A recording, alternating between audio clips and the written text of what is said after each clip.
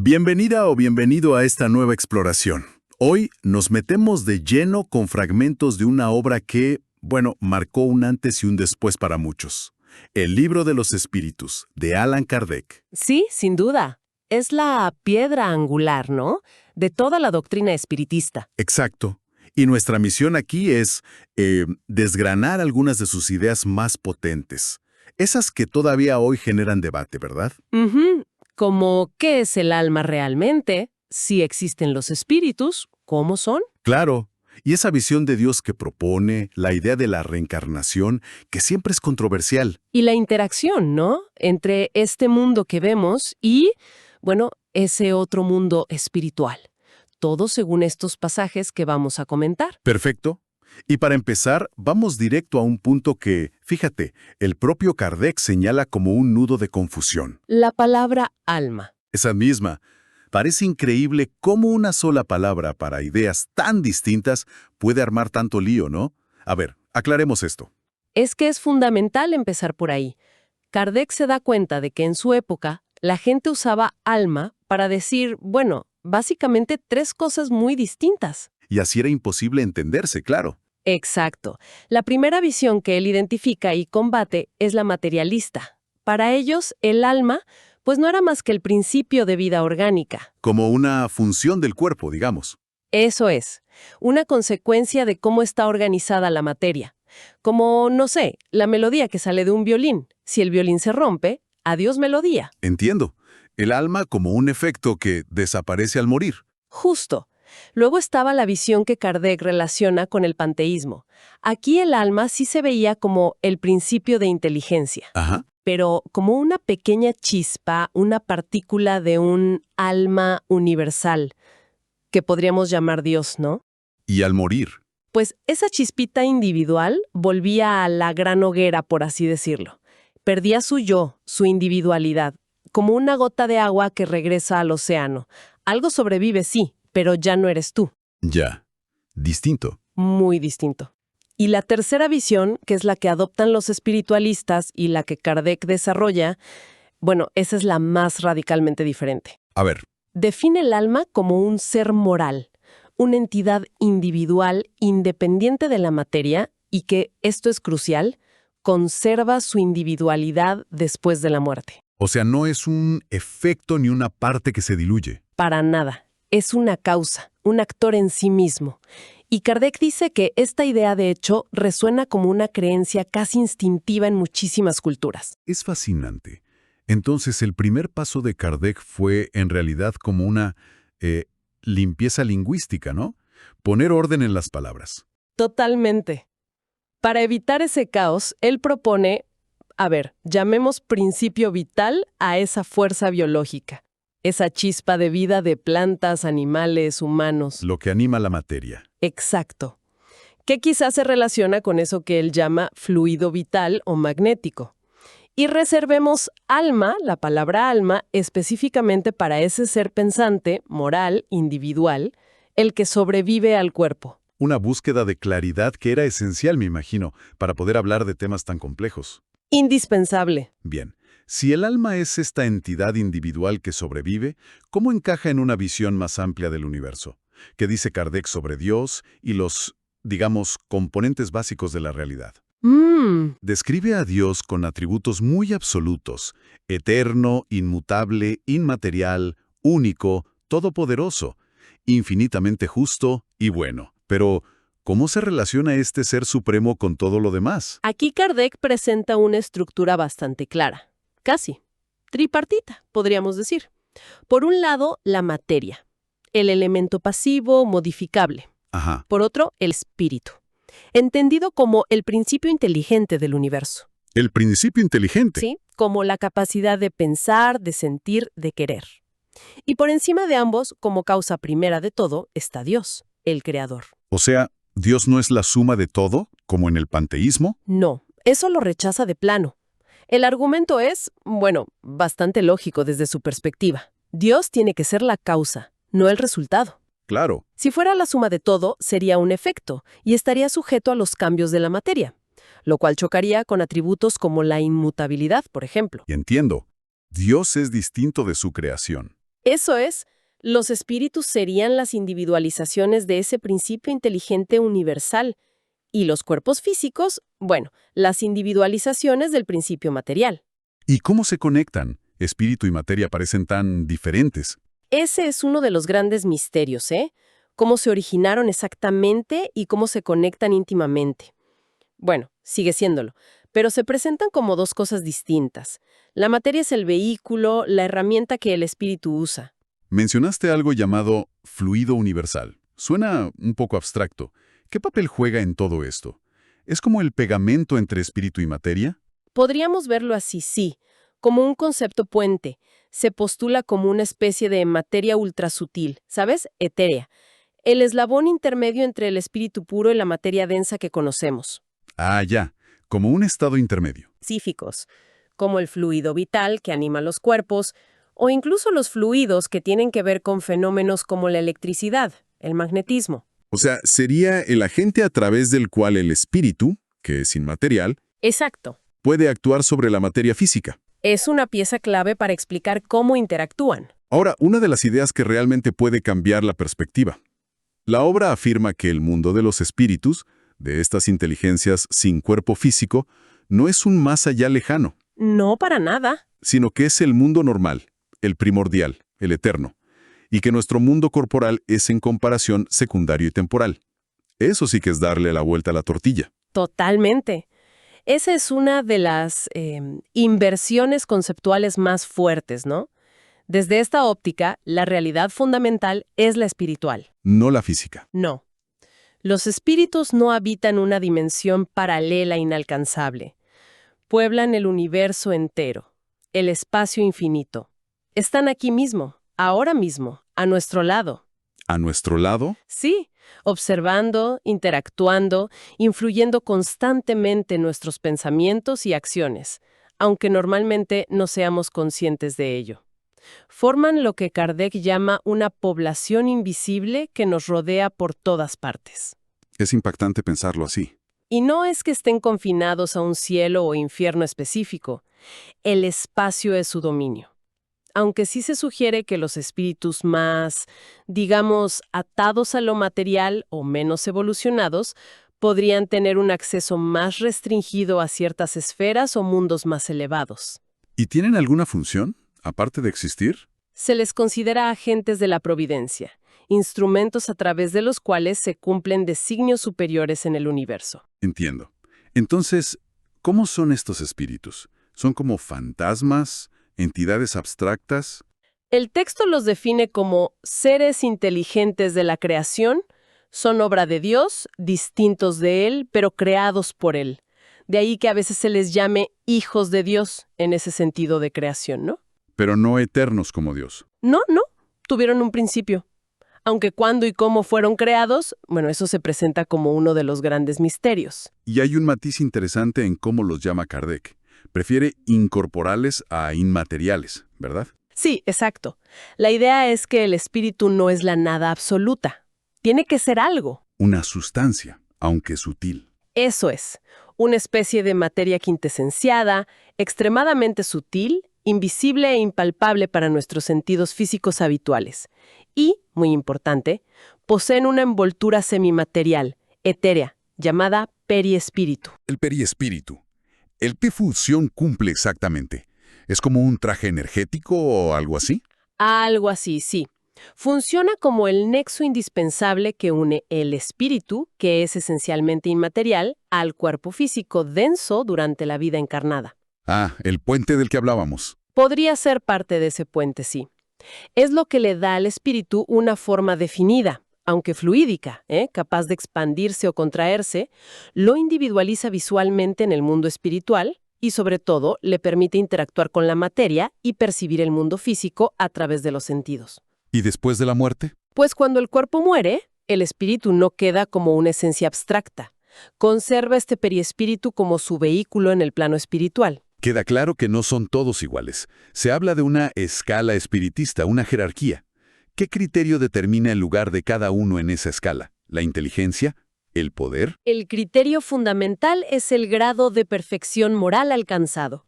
Aunque el desarrollo intelectual también juega un papel, claro. Moral sobre todo. Sí, la escala es continua, como un degradado, pero para entenderla mejor se distinguen grandes órdenes.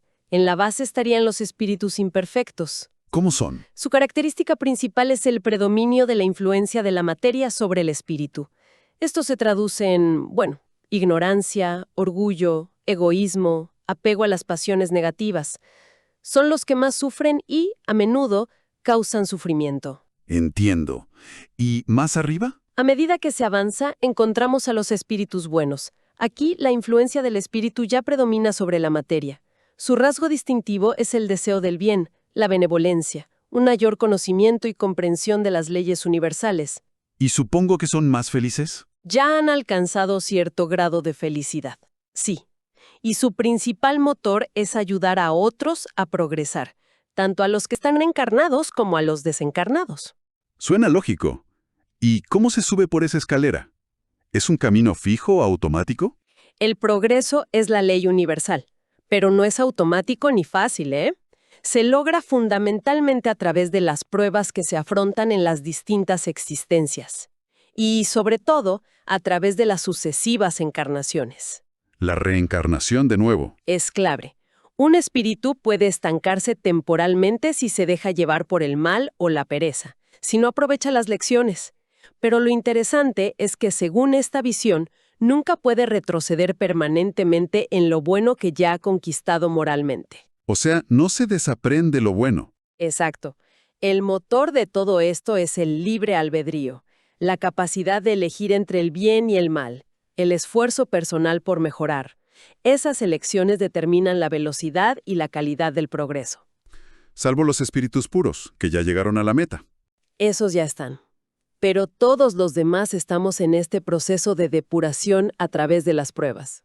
Y esas pruebas y la necesidad de progreso nos llevan de cabeza a otra de las ideas más, conocidas y debatidas del espiritismo, que aparece en estos textos, la reencarnación. Si un alma no alcanza la perfección en una sola vida, ¿cómo lo hace? La respuesta que da Kardec es directa, sufriendo la prueba de una nueva existencia. Exactamente. La reencarnación se presenta no como un castigo arbitrario, sino como el mecanismo fundamental de la justicia divina. Justicia. ¿Sí? Para la expiación de las faltas cometidas y sobre todo para el mejoramiento progresivo del espíritu. Es la oportunidad constante de aprender, de corregir errores, de desarrollar virtudes a través de múltiples vidas físicas. Siempre en la Tierra. No necesariamente. Pueden darse en cualquiera de los innumerables mundos habitados del universo, cada uno adaptado al nivel evolutivo de los espíritus que lo habitan. Cada existencia es como una nueva clase, un nuevo taller de aprendizaje. Un punto que siempre genera preguntas es el del olvido del pasado al reencarnar. ¿Por qué no recordamos nuestras vidas anteriores? Si tanto aprendimos. Es una pregunta clásica. La explicación que se ofrece es que este olvido es en realidad una bendición, una medida necesaria para no complicar excesivamente la vida presente. Una protección. Imagínate cargar con la memoria detallada de todos los errores, los traumas o incluso los grandes éxitos pasados. Podría ser paralizante, ¿no? Generar rencores insuperables o un orgullo desmedido que impida avanzar. Entiendo la lógica, pero entonces, ¿partimos de cero cada vez? ¿Se pierde todo lo aprendido? No es un borrón y cuenta nueva total. Lo que se argumenta es que, aunque no tengamos los recuerdos factuales, sí traemos con nosotros las consecuencias de esas vidas pasadas. ¿Cómo? La intuición, ciertas ideas que nos parecen innatas, las aptitudes o talentos espontáneos para ciertas cosas. Incluso las tendencias morales, buenas o malas, que vemos desde niños. Todo eso serían ecos, el bagaje acumulado. Como un resumen inconsciente. Algo así. La propia conciencia moral sería el reflejo de ese aprendizaje. Esto intenta explicar por qué personas que nacen en circunstancias similares pueden tener aptitudes, inclinaciones y caracteres tan diferentes, más allá de la genética o la educación. Es clave también la distinción que hace con la metempsicosis, ¿no? La idea de reencarnar en animales. Sí, Kardec la rechaza explícitamente. Es una diferencia importante. ¿Por qué? La visión espiritista defiende que el progreso es siempre hacia adelante, dentro de la escala de los seres inteligentes. Un espíritu que ha alcanzado la etapa humana no retrocede para encarnar en un animal. La evolución sigue una línea ascendente, aunque pueda ser lenta o con desvíos temporales. No hay involución a formas inferiores de conciencia. Vale, hablemos un poco más de esa conexión entre espíritu y materia en la vida diaria. Ya mencionamos el principio vital, el fluido universal. ¿Cómo explica Kardec la vida y la muerte en términos más concretos? La vida física se concibe como el resultado de la acción de ese principio vital que emana del fluido universal sobre la materia organizada del cuerpo. Mientras todo funciona en armonía, hay vida. Exacto. Mientras los órganos son capaces de mantener esa armonía necesaria para que el principio actúe, pues hay vida. La muerte física llega cuando esa armonía se rompe definitivamente. Por desgaste, enfermedad, accidente. Eso es. Cuando los órganos clave fallan, el principio vital ya no puede mantener la cohesión y actividad del conjunto y cesa la vida biológica. La materia inerte inicia su descomposición y ese principio vital, esa energía biológica, se dice que retorna a la masa del fluido universal. ¿Y de espíritu? ¿Qué pasa en ese momento? En ese momento de la muerte física, el espíritu, junto con su periespíritu, se desprende del cuerpo. Pero este desprendimiento, fíjate, no siempre es un corte limpio e instantáneo. Ah, no. No. Puede ser un proceso más o menos lento, más o menos confuso. Varía mucho según el grado de evolución del espíritu y, sobre todo, de su apego a la vida material. O sea que puede haber como una transición. Sí. En los primeros momentos tras la muerte, el espíritu puede sentirse desorientado, sin entender bien qué ha pasado, a veces incluso creyéndose todavía vivo en el cuerpo físico. Mencionaste antes que el texto dice que pueden incluso sentir sensaciones del cuerpo que se está descomponiendo. ¿Cómo es posible si ya no están físicamente ahí? Se explica no como una sensación física real, el espíritu en sí no tiene nervios, ¿verdad? Sino como una especie de repercusión o eco mental. Psicológico. Más bien una ilusión dolorosa que persiste mientras los lazos entre el periespíritu y el cuerpo físico no se han disuelto por completo. Es más un reflejo del estado mental y del apego que una percepción directa. ¿Y los sufrimientos reales después de morir? Según esta visión, son de naturaleza moral. El remordimiento por el mal hecho, la vergüenza ante la propia conciencia, el miedo, la angustia por el apego a bienes y placeres puramente materiales que ya no se pueden disfrutar. Eso es lo que duele. Y una de las partes más llamativas de todo esto, la comunicación entre los que llamamos vivos y los espíritus que han dejado el cuerpo. ¿Es algo excepcional o constante? Según estos textos, es absolutamente constante, mucho más común de lo que se suele pensar. ¿Cómo? ¿Todo el tiempo? Ideas, intuiciones que influyen en nuestros pensamientos y decisiones sin que nos demos cuenta de su origen externo. Una influencia continua. Eso es. Y luego está la comunicación ostensible, la que es directa y perceptible, que se produce a través de personas con una sensibilidad especial. Los médiums. Los que sirven de puente. Justo. Instrumentos para que los espíritus puedan manifestarse, ya sea escribiendo, hablando a través de ellos o produciendo otros fenómenos. La pregunta del millón, claro, es, si recibes una comunicación, ¿cómo sabes quién está hablando? ¿Puedes fiarte? Esa es una advertencia central en la obra. Se indica que sí es posible identificar a los espíritus hasta cierto punto. ¿Por el lenguaje? Por el lenguaje, sí.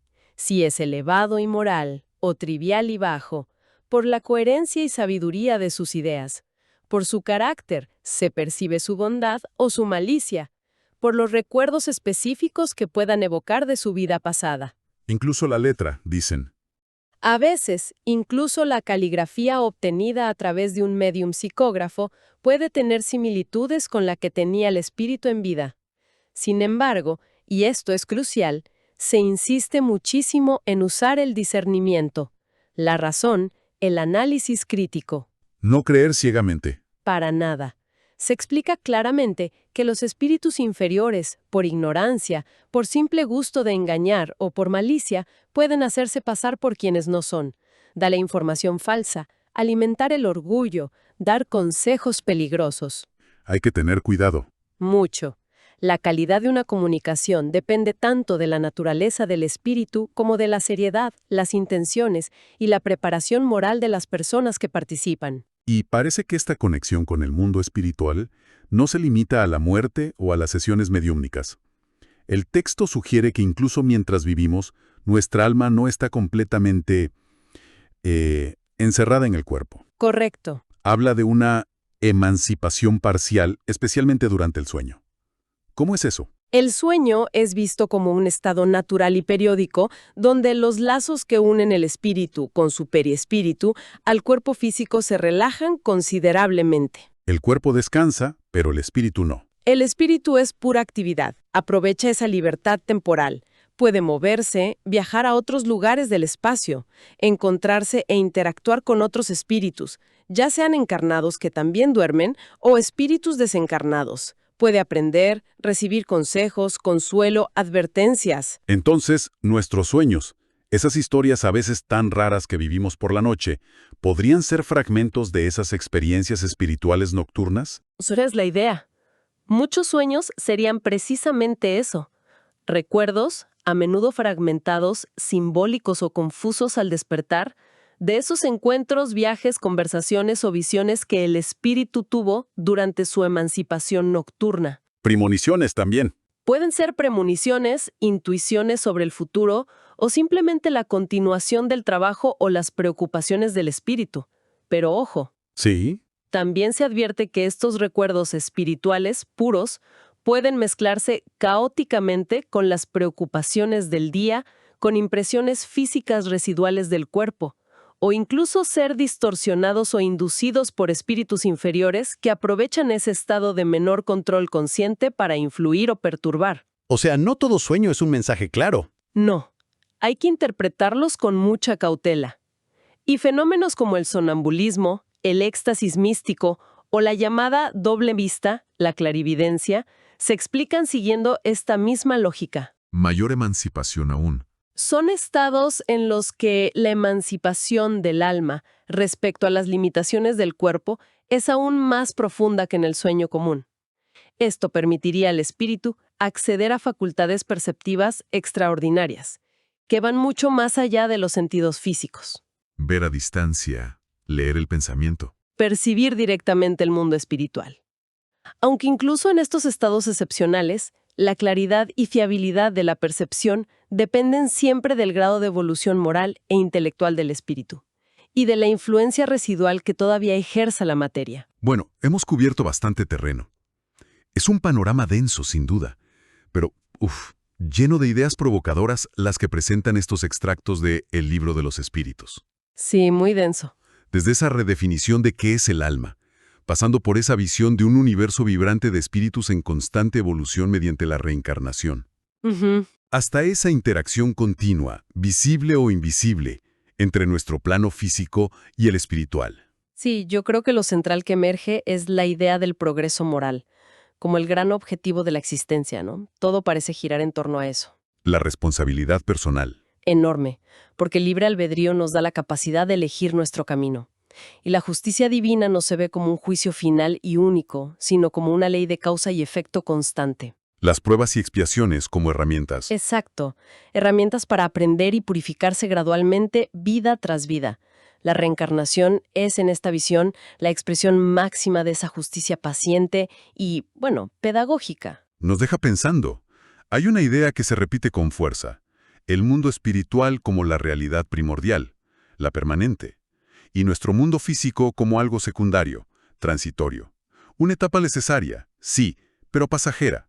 Esa inversión de perspectiva. Alegrías y las pérdidas de esta vida. Seguramente. ¿Cómo se redefinirían las metas, las ambiciones, al ver esta existencia no como la totalidad, sino como, una asignatura más en una larguísima carrera de fondo? Definitivamente algo sobre lo que reflexionar.